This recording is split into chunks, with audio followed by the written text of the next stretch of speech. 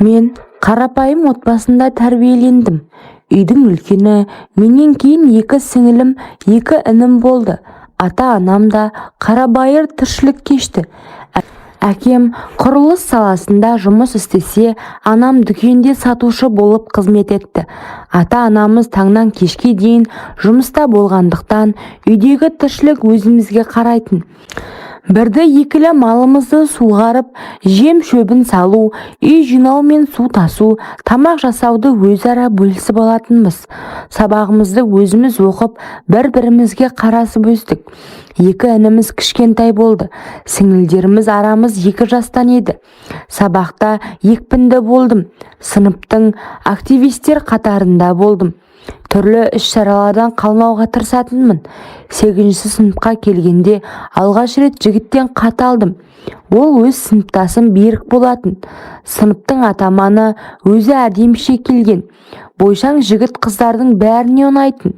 Маған хат жазып, сезім білдіргенде басқалар түгілі өзім де таңғалдым. 1-2 айдай сынап көргім келді. Сезімін шын жақсы көре ма деп. Шынымен ізімнен қалмай жақсы көрді. Бірақ 9-ші сыныпқа барғанда шынайы қыз жігіт болайық, оған дейін достасып жүреміз деп айттым.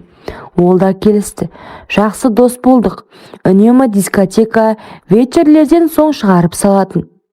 Сөйтіп жүріп 9-ші сыныпқа аяқ бастық. Біз дос боп жүріп, бір-бірімізге бауыр басып, достығымыз шынайы махаббатқа айналды. Құшақтап, тек әрі аспайтын Берік. Бір күні дискотекадан қайтып келе жатып, бір ықпана жерге тоқтадық. Әңгіме айтып тұрған маған жақындап келді де жапса кетті. Осы нәрсені күттім ғой жаным деді. Алғаш рет ұнаған екеумізге әрі қызық, әрі тәтті нәрсе болды. Екеуміздің деміміз жиілеп, бір құшаққа айнала бастадық. Ол жаймен мойнымнан ұстады. Үстімнен мұң құмырсқа жыбырлап өткендей болды. Оның қылықтарын қызық көріп, қайдан үйреніп жүрсін дедім. Ол ағамның телефонында жаман видеолар көп. Содан көрдім деді ентігіп. Бір уақытта ол маған мына жеріңнен сүйейінші деді. Қойшы, ұяламын дедім. Ұялмашы, сен менікісің ғой, кейін екеуміз үйленеміз ғой деп кофтамды ашты. Мен мұндайды бірінші рет бастан кешкендіктен күшті сезім тұла бойымды шарлап барады. Дауысым шыға бастады. Ол бір уақытта жерге жатайықшы деді. Шошып кетіп болмайды деп едім. Ештеңе істемеймін, тек сыртынан көремін деді. Жерге олимпикасын төсеп, мені жатқызды. Осылайша қалай беріліп қойғанымды білмей қалдым. Қалтасынан қағаз алып сүртті де орнымнан тұрғызды. Сөйтіп үйге қайттық. Одан кейін біздің кездесуіміз жиілей бастады. Анам түнгі смендерге кеткенде әкемде жиі болмайтын. Бауырларымның тамағын беріп, жатқызып, Берікпен кездесуге шығатынмын. Бірде сарайдың, бірде моншаның ішіне барып жүрдік. Ол болса сыртынан жасағанға мәз. Маған да онымен болған ұнайды. Кейде салса екен дейтінмін. Бірақ абыройынан айырылып қаламын деп қорқатынмыз.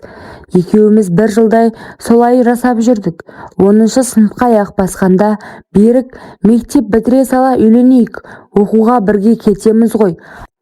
Ақыры үйреністік қой, мен сенікін алайын деп қоймады. Мен кейінге ысырып оңаша үйде болармыз дедім. Іздегенге сұраған бір күні анам мен әкем нағашыларымның ауылына тойға кететін болды. 2 інімді де алып кететін. Мен іштей қуандым. Олар кеткен соң кешкі уақытта малдарды жайлап, тамақты ертерек істеп, 3 қыз ішіп алдық. Сөйтіп сіңілдеріме ерте ұйықтайық деп жаттық. Алдында сарай ішіне кілем төсеп, көрпе жайып қойғанмын. Берікпен де сөйлесіп қойдым. Сіңілдерім ұйықтап қалған соң түнгі 12-де Берік келді. Үйдің сыртын құлыптап, сарай ішіне кіріп іліп алдық. Берікке айттым. Бірінші жаман нәрсе көріп алайықшы деп. Екеуміз бірге болып неше түрлісін көріп тастадық. Осылайша ол мені қыздық күнімнен айырды. Біздің махаббат майданымыз жалғаса берді. тек көтеріп қалмауға тырыстым. Жасырынып талай кездесіп жүрдік. Сөйтіп жүріп мектепті де аяқтадық. Жоғары оқу орнына тапсырып, мен оқуға грантпен түстім. Жігітім түсе алмайды. Сөйтіп ақылы оқуға түсем деп жүргенде оның әкесі қайтыс болды. Мектеп бітіріп үйленеміз деген ойымыз іске аспады. Мен Қарағандыға оқуға кеттім. Ол ауылда қалды. Әкесінің жылынан соң үйленбекші болдық. Бірақ тағдыр бізді бір болуға жазбады. Өзімді Беріктің әйеліндей сезінетінмін. Талай әдемі ыстық түндерді өткіздік.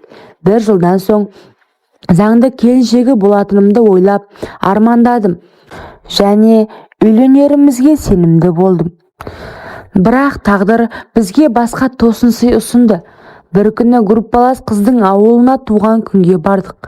Туған күнге группаласының сыныптастары да келді. Олармен танысып, сөйлесіп, қызықты кеш өтіп жатты. Туған күнді көлдің жағасына барып жалғастырайық деп біреу ұсыныс айтты. Содан бәріміз көлдің жағасына бардық. Ойнадық, биледік.